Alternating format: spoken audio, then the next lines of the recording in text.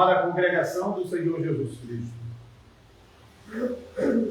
Domingo 18 do Catecismo trata do evento histórico da ascensão do Salvador Jesus Cristo. O momento quando o Salvador Jesus é assunto ao céu. Mas o Catecismo também trata das implicações da ascensão de Cristo ao céu. Os benefícios que a ascensão de Cristo nos trouxe e o falso malefício que a ascensão de Cristo ao céu teria causado à igreja. Então, isso é basicamente o assunto que está sendo tratado aqui nesse domingo 18 do Catecismo de Heidelberg. Irmãos e irmãs, nós cremos e confessamos a realidade plena e permanente da humanidade do Filho de Deus. Aquela humanidade que o Filho de Deus assumiu para si uma vez, cerca de 2.000 anos atrás, nunca mais ele abandonou, nem abandonará essa humanidade.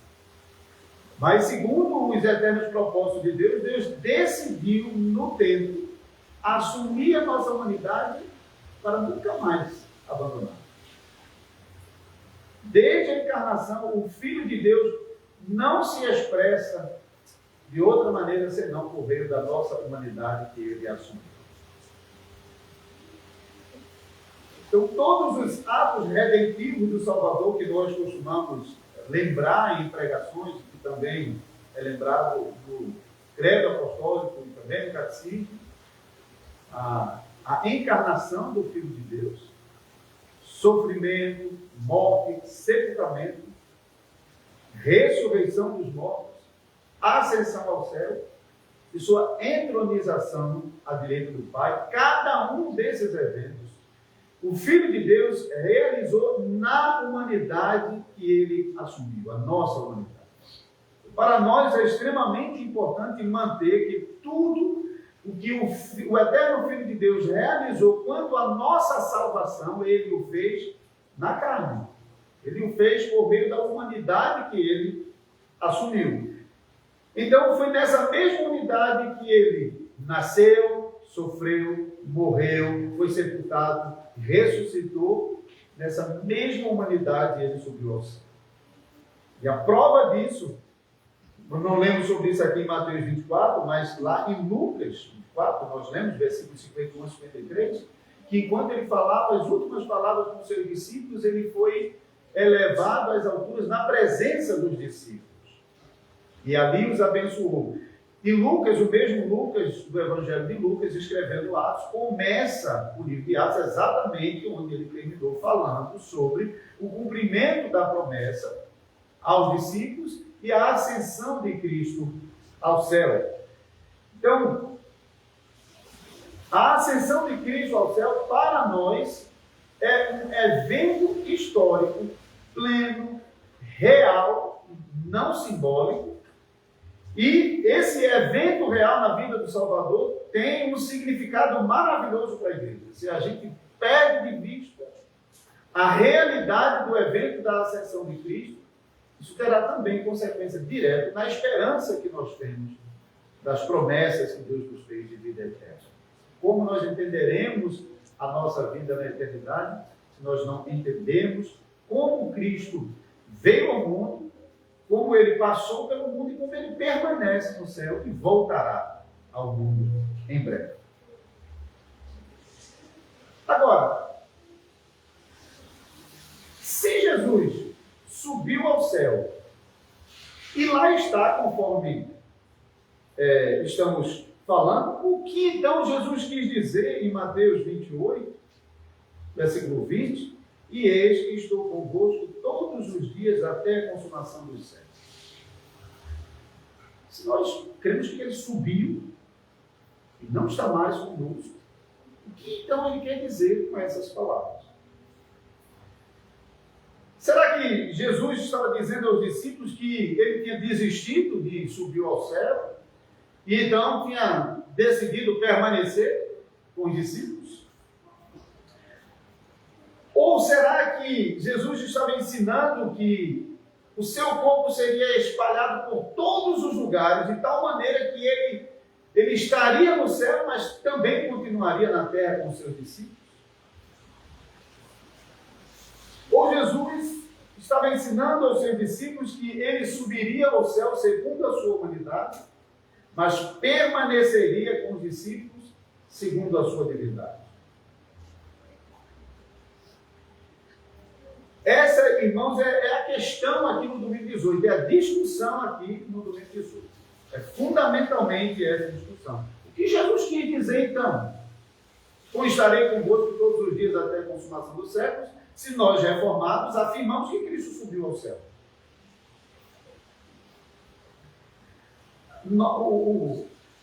Ao longo da história, especialmente lá no princípio da reforma, as maiores discussões dos reformados eram com os católicos romanos, a grande maioria. Basta olhar para o Catecismo de Heidelberg e ver que realmente o Catecismo e a Confissão Belga, os cânones de Dort, não, os cânones de Dort eram um contexto mais remonstrante, né, dentro da própria Igreja Reformada na Holanda. Mas o Confissão Belga, o Catecismo de Heidelberg, você vê lá a afirmação das doutrinas e o ensino e as correções são basicamente contra os católicos romanos.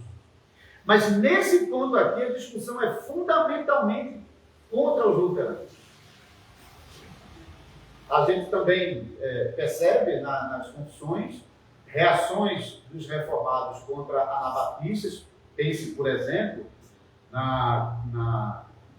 no dia do Senhor 14, quando vai falar da encarnação do Filho de Deus, e também lá na Confissão Belga, no artigo 18, falando sobre encarnação, que vai rebater o pensamento anabatista que falava sobre outra coisa, outra carne, outra humanidade de Jesus que veio do céu. Os anabatistas têm aquela tendência de ensinarem coisas muito esquisitas, porque eles não tinham a Bíblia como base, mas eles tinham como base a reação contra Roma. Né? Então, o que Roma disse deve estar errado, pressupõe que está errado, então deve ser algo ao contrário. Então, isso é o comportamento anabatista que ainda existe hoje. Mas também os reformados tiveram que lidar com os zwinglianos, por exemplo, que tinham aquela tendência de minimizar a revelação bíblica e os eventos a símbolos.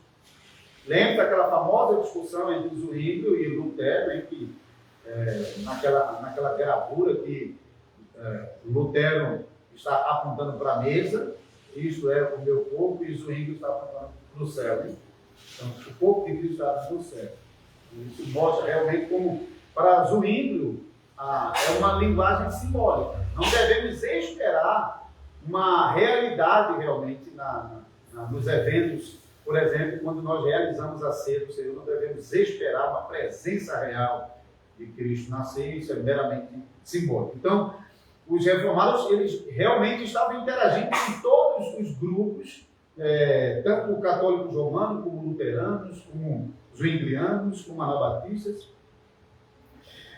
Mas notem que a linguagem do catecismo aqui no 2018 é uma linguagem, digamos assim, um tom conciliador. Nós não temos aqui, por exemplo, aquela linguagem mais forte contra Roma, que a gente encontra em outros lugares, especialmente lá na discussão da ceia, uma pergunta e resposta 80, por exemplo, chamando a doutrina romanista da missa de heresia maldita, de doutrina maldita. Aqui realmente o tom é mais conciliador. Isso tem uma razão histórica importante aqui. Lembrem-se que o Catecismo de Heidelberg foi escrito em Heidelberg, na cidade de Heidelberg, no estado alemão do Palatinado. E lembre-se que lá no começo, a Alemanha se tornou dividida entre católicos romanos e luteranos. A reforma se espalhou por muitos cantões na Suíça e no restante da Europa, mas na Alemanha, a Alemanha continuava em parte católica romana e em parte luterana. Mas existia um Estado que durante um curto período de tempo teve na regência desse Estado um príncipe que era apaixonado pela Escritura e apaixonado pela doutrina reformada, o príncipe Frederico Sá. E durante o seu potentado, ele fez questão de preparar um catecismo para ensinar os seus súditos a fé reformada e batalhou para manter, para preservar a fé reformada no Palatinado em seus dias. Mas tão logo ele morreu, e mais uma vez a fé reformada foi arrancada da Alemanha.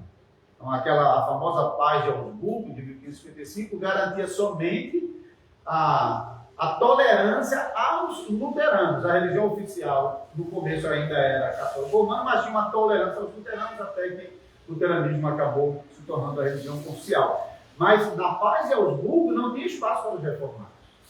A tolerância era em favor dos luteranos. A partir daquilo que ficou conhecido como Ligas Malcadas, se você se lembra do filho de Lutero, lá no finalzinho, os príncipes apresentam a sua confissão, a confissão de Augsburgo, e colocam a sua cabeça para serem degolados, mas não abririam mão de sua confissão, e isso forçou realmente o imperador Carlos V a ceder. Então, a partir daquele momento, houve essa tolerância para o luteranismo dentro da Alemanha. Mas notem, nós temos um Estado dentro da Alemanha que não é uma religião tolerada. Está aderindo a uma religião, a religião reformada, que não era reconhecida, não era aceita, não era incluída na paz de Augsburgo e que, portanto, experimentava perseguição. Então, era natural que, nesse contexto, esses irmãos procurassem não entrar em conflito direto. Eles não deixaram de defender a verdade, porque, às vezes, tem aqueles cristãos que são belicistas, que acham que a verdade só é defendida se você partir para a briga. Enquanto que Paulo, lá em Romanos 12, 18, diz que naquilo que depender de vós, tem de paz com todos os outros. Então, a defesa da verdade vai chegar ao ponto de exigir a nossa morte. Os príncipes fizeram isso, os príncipes luteranos. Na convicção que tinham, eles colocaram a sua vida ali, à disposição de Carlos V. Mas não negaram a fé. Eles não partiram para a guerra. Bom, houve alguns momentos, como a Liga Malcada.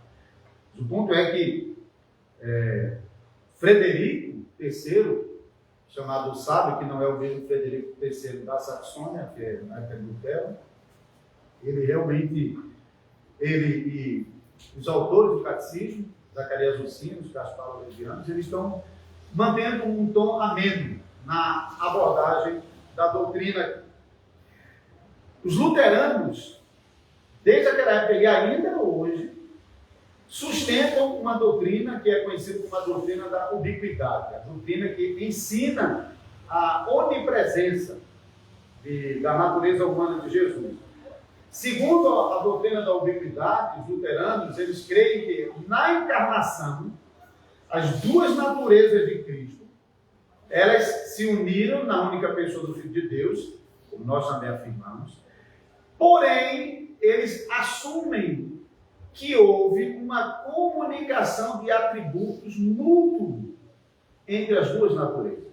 Ou seja, natureza humana conferindo atributos à natureza divina conferindo atributos à natureza humana. Qual é o resultado disso? O resultado disso é que, de um lado, a natureza divina de Jesus está limitada, confinada à natureza humana, ou circunscrita à natureza humana. Por isso, então, vamos ver no catecismo aqui, se onde a natureza humana estiver, divina não estiver, tem alguma coisa errada, não? Ou seja, a natureza divina, segundo os luteranos, não se expressa fora da natureza humana, somente dentro da natureza humana. Do outro lado, a consequência de a natureza divina conferir atributo à natureza humana é dizer que a natureza humana agora desfruta do atributo da divindade de onipresença. Então, não há mais um corpo de Cristo em um dado lugar, mas o corpo de Cristo se tornou onipresente, igualmente a sua natureza divina é. Em resumo, a natureza divina confere onipresença à natureza humana e a natureza humana confere atributos à natureza divina, limitando a se expressar somente por meio dela. Ou seja, o Filho de Deus, o eterno Filho de Deus, só se expressa por meio da natureza humana.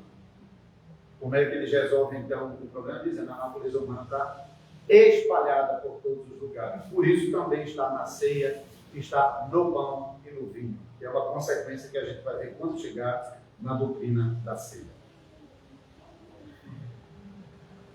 Ao afirmar essa doutrina, os luteranos acusavam os reformados de quebrar a fórmula de Calcedônia. Eu já mencionei ela em pregações anteriores aqui.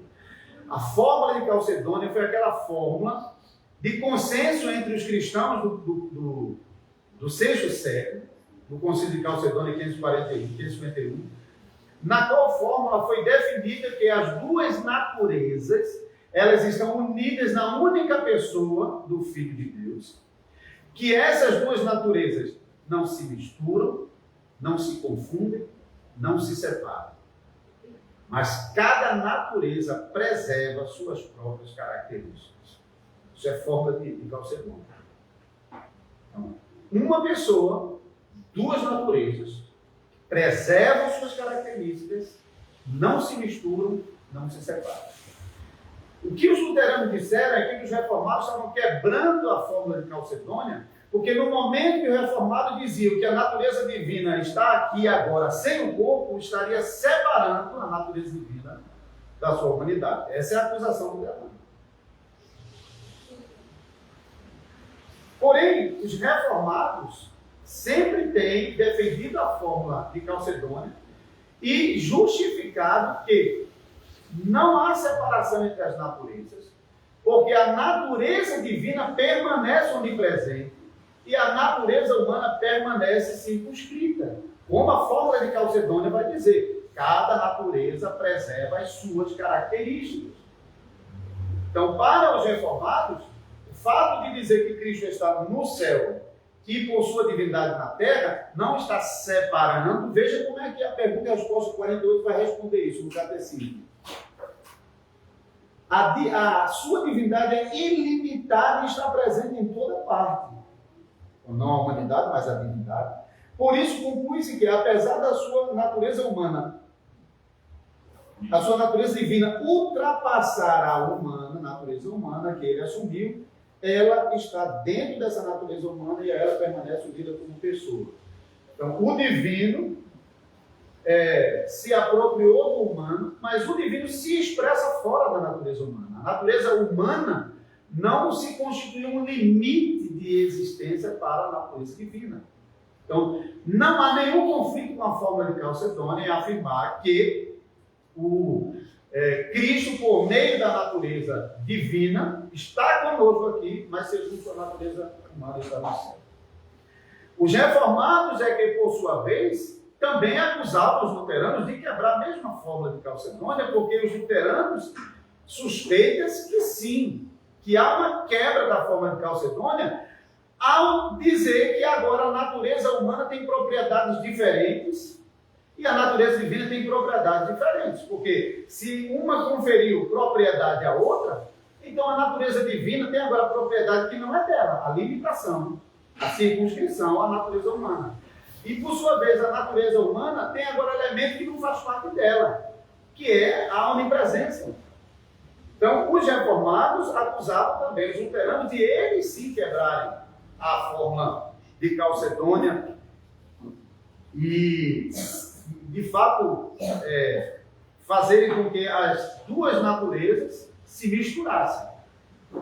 Claro que os luteranos ainda se apegavam ao fato de que não há uma mistura, há apenas uma conferência de propriedade, a exemplo do que acontece, por exemplo, com o ferro quando esquenta. O calor não é propriedade do ferro, mas ela está ali no ferro sendo conferida. Ele tentava usar esse exemplo para justificar a sua posição. Então, voltando a Mateus 28, 20, Jesus, de fato, não pode ter ensinado com essas palavras que nós encontramos aqui, esse que estou convosco todos os dias até a consumação dos séculos. Ele não pode ter dito aos discípulos, olha, eu não vou mais subir, eu vou ficar aqui com vocês, porque a prova está nos textos que mostram que, de fato, ele subiu.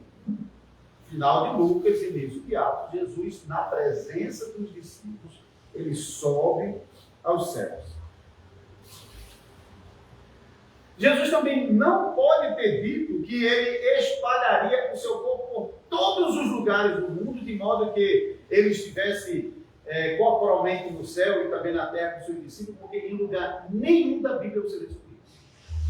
Lugar nenhum. Não tem em lugar nenhum. Isso é uma filosofia aplicada por meio da doutrina da ubiquidade à doutrina da encarnação, que teve consequência em várias outras doutrinas. Então, antes de estudarmos consubstanciação, por exemplo, tem que estudar essa doutrina, porque é essa doutrina da ubiquidade que está afetando outras doutrinas. O que nós podemos dizer que Jesus ensinou quando ele disse: eis estou convosco todos os dias até a consumação dos séculos, é que ele subiria ao céu segundo a sua humanidade, mas permaneceria com os discípulos segundo a sua divindade. Será que podemos justificar isso com a palavra de Deus? Podemos. Porque nós podemos começar com a afirmação de que o Filho de Deus sempre existiu sem a humanidade. Ele já existiu sem a humanidade. Então, sem a humanidade, antes da encarnação, o Filho de Deus já se fazia presente conosco.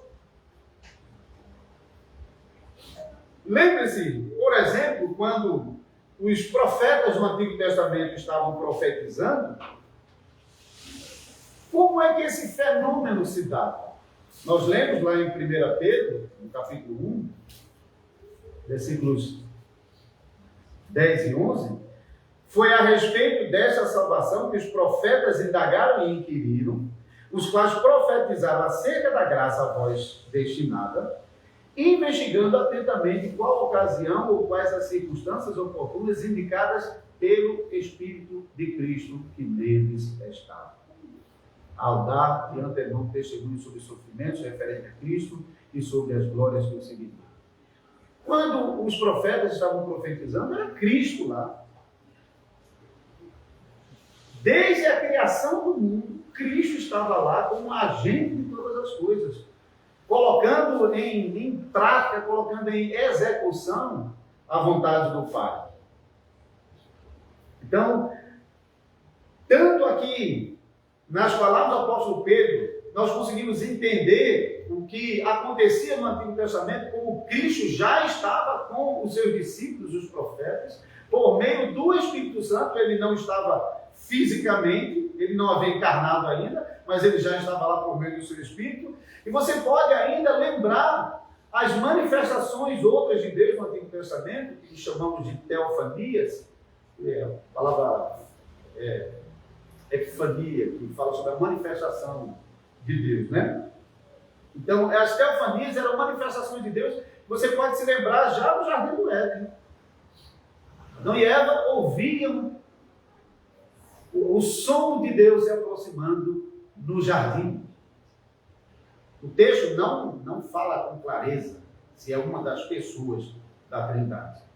Nós aprendemos que ali era um filho, porque o filho sempre foi, desde o princípio da criação, sempre foi o porta-voz do Pai. Ele é o Logos, a palavra, João vai dizer isso.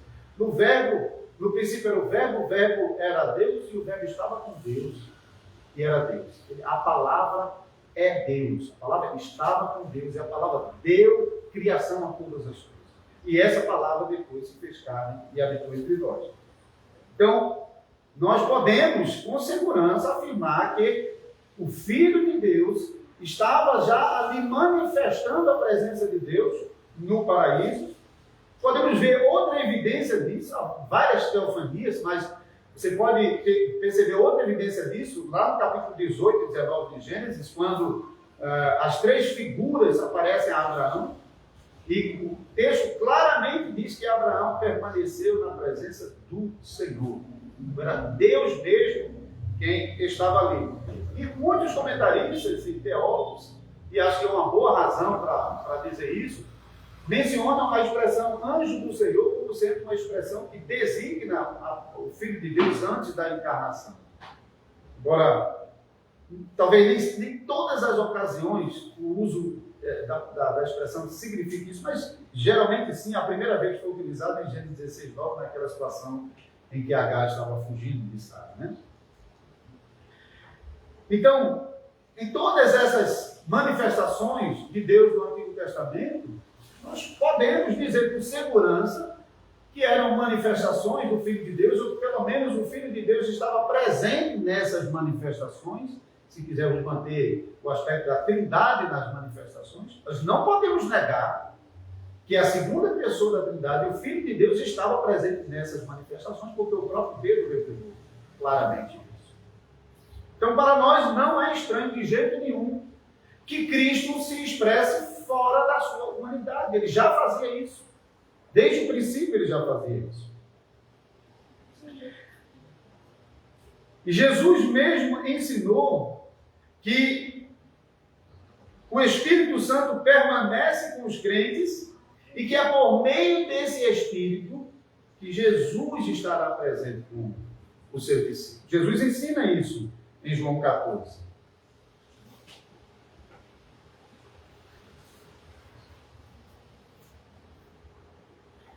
Versículos 16 e 27 de João 14, nós lemos: e eu rogarei ao Pai, e ele vos dará outro Consolador, a fim de que esteja para sempre convosco. Versículo 27.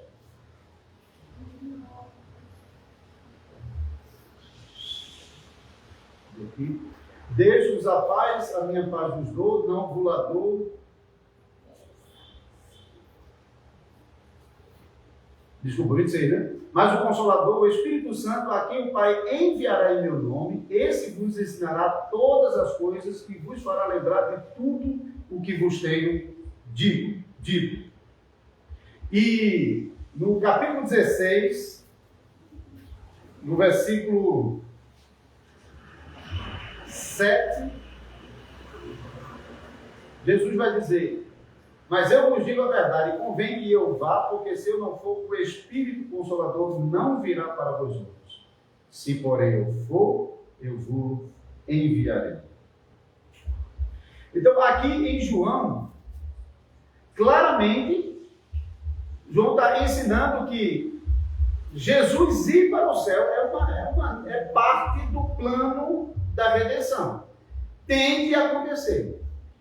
Jesus vai, mas o Espírito Santo vem. E até devemos entender se o Espírito Santo vem, não como uma ausência do Espírito Santo até aquele momento, nem mesmo uma ausência temporária, mas devemos entender que o Espírito Santo sempre esteve, desde a criação lá. O Espírito Santo pairava sobre a face das águas. E mesmo aqui agora, o Espírito Santo continua com os discípulos. Mas essa expressão, vinda do Espírito, é o envio do Espírito Santo, com a missão que o Espírito Santo tem agora, diferentemente do Antigo Testamento, e agora ensinar, tornar claro o ensino, a revelação por meio de Jesus Cristo, em quem nós encontramos não apenas o conhecimento dos nossos pecados, mas também a confiança no perdão dos pecados e na vida eterna.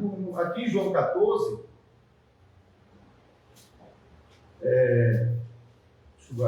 João 16, Jesus, depois de ter dito que o Espírito Santo virá quando ele for para o Pai, ele diz: quando ele vier, convencerá o mundo do pecado, da justiça e do juízo. Quer dizer, será a função do Espírito Santo revelar o pleno conhecimento acerca do Filho, que no Antigo Testamento ainda os irmãos não tinham, e que não apenas revelar o pleno conhecimento do Filho, mas acerca do nosso pecado, acerca da redenção e acerca da promessa futura. Então, Jesus ele ensina que ele precisa ir e o Espírito Santo virá. Esse Espírito Santo é o seu Espírito. É o Espírito por meio de quem ele vai permanecer conosco todos os dias até a consumação dos séculos. Então, nossa compreensão de Mateus capítulo 28, versículo 20, não é que Jesus está ensinando que ele vai estar conosco todos os dias até a consumação do século, porque em algum momento o seu corpo vai pulverizar e vai virar um corpo onipresente, como os luteranos ensinam. A gente não pode justificar isso por nenhuma outra passagem da Escritura. Mas nós podemos compreender, de Mateus 28, 20, que Cristo está ensinando aos seus discípulos que, sim, ele, o Cristo, lembre-se, toda vez que falamos sobre a expressão Cristo, nós falamos sobre as duas naturezas. Cristo estará convosco presente, mas a sua natureza humana estará no céu. Cristo estará no céu, segundo a sua natureza humana. Mas isso de modo nenhum significará a sua ausência conosco por meio do seu Espírito Santo, porque cremos e confessamos que o Espírito Santo ultrapassa a natureza divina. Lembra que Jesus disse a Nicodemos? Ninguém subiu ao céu, senão o Filho do Homem que está no céu. Subiu ao céu, mas ele ainda não tinha voltado ao céu. E nem estava no céu naquele momento. Nós só podemos afirmar isso segundo sua natureza humana. Cristo, que é divino e humano, e que não se afasta da natureza humana. Essa natureza humana não estava na Galileia e em Jerusalém ao mesmo tempo. Jesus viajou, lembre sobre isso. Isso não é uma figura, não é um símbolo, não é uma alegoria. Jesus de fato viajou de um lugar a outro, ele não estava nos dois lugares ao mesmo tempo, segundo a sua humanidade. Mas segundo a sua divindade, que ultrapassa a humanidade, ele nunca se ausentou de lugar nenhum. Presente no céu, na terra e no inferno.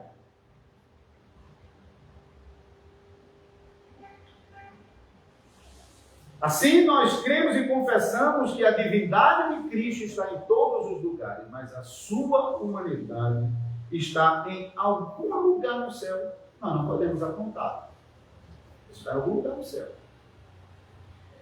Então, para concluir, vamos ver como é importante para nós confessar essas coisas.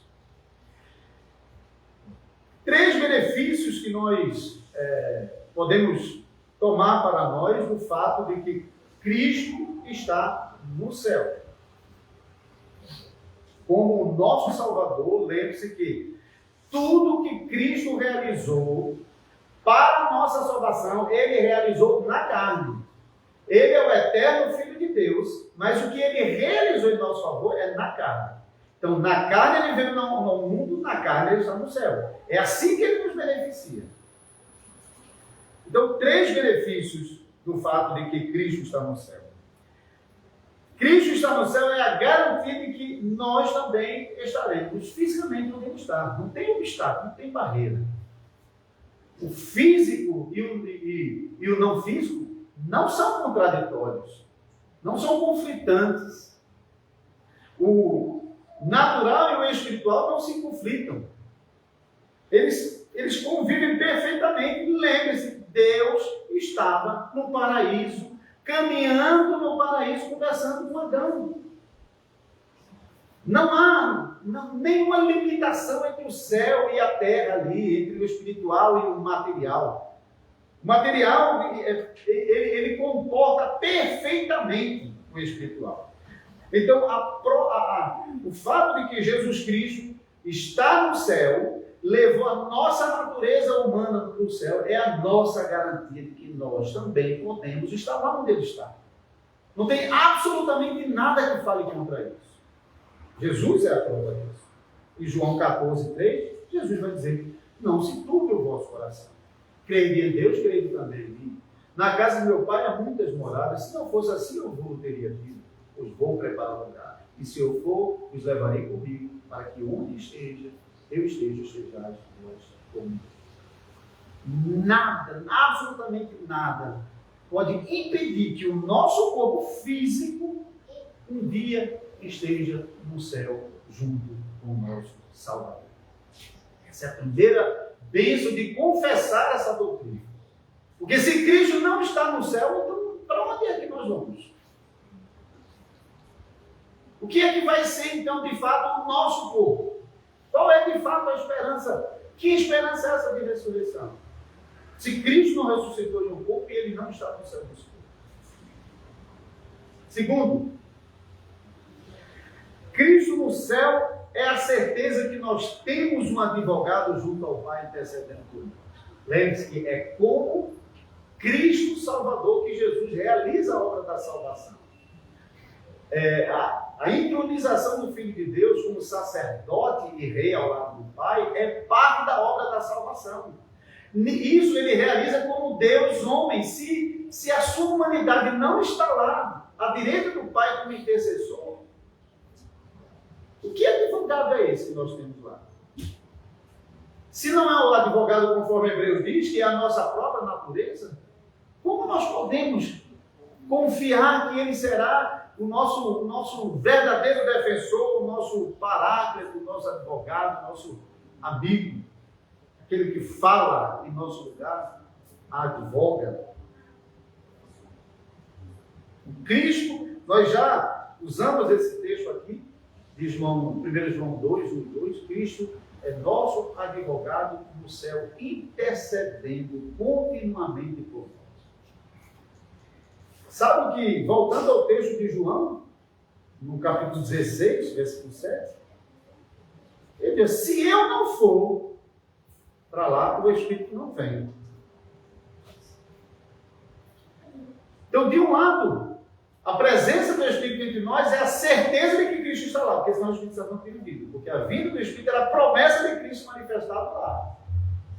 Então, a presença do Espírito Santo é o penhor, é a garantia, é o testemunho de que Cristo está lá. Senão ele não teria enviado o seu Espírito Santo.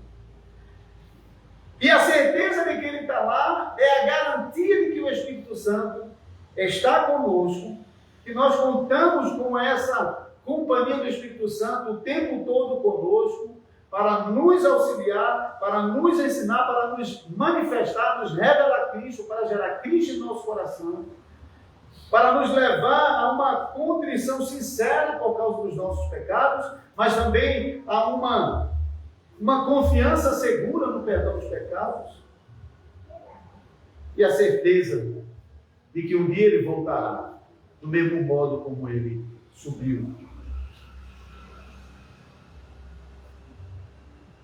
Irmãos e irmãs, de fato, é muito cara essa doutrina. Não é simplesmente ficar discutindo por que tem que ser assim e não pode ser de outra maneira. Porque para nós confessar a verdade tem consequência. Por isso, assim como nós temos como auxílio do catecismo, que nos dirige a várias passagens da Escritura, que nos ensina não apenas a natureza do evento histórico do Filho de Deus sendo assunto ao céu, mesmo corpo que ele estava aqui, que os discípulos conheciam, com a promessa de voltar nesse mesmo corpo, mas também as consequências para nós, que de modo nenhum é aquela consequência sugerida pelos luteranos, de que Cristo subiu ao céu, significaria então que nós não desfrutaríamos da presença dele conosco. Mas pelo contrário, continuar confessando que Cristo subiu ao céu e que lá está para o nosso bem, é confessar que temos no céu um advogado continuamente nos defendendo e ainda assim contar com a sua presença permanentemente conosco, em todos os lugares, por meio do seu Espírito Santo. Porque, considerando o que confessamos sobre a preservação das características de cada natureza, se Cristo estivesse presente humanamente aqui, isso implicaria em que ele não estaria em todos os lugares ao mesmo tempo. Cristo sabiamente, poderosamente, está em um lugar, à direita do Pai, segundo a sua natureza humana. Mas segundo o seu Espírito, está presente em todos os lugares. Onde nós estivermos, nunca estaremos órfãos do nosso Consolador. Porque o Espírito Santo dele foi derramado sobre a igreja para estar em nosso coração todos os dias da nossa vida, conforme ele mesmo nos prometeu. Isso, irmãos e irmãs, confessem e se apeguem a essa confissão, esperando pelo dia quando o nosso Salvador Jesus virá, no corpo que a gente ainda não conhece, mas naquele dia nós conheceremos. E nós mesmos receberemos um novo corpo que não é diferente do nosso corpo em aparência, mas é fundamentalmente novo quanto à sua inteireza, a sua perfeição, a sua pureza. E naquele dia seremos gloriosos como Cristo também é glorioso.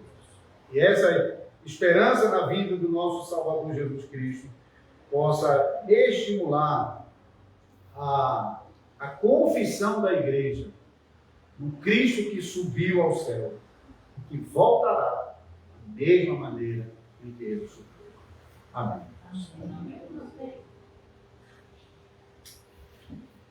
Oremos. Senhor Deus,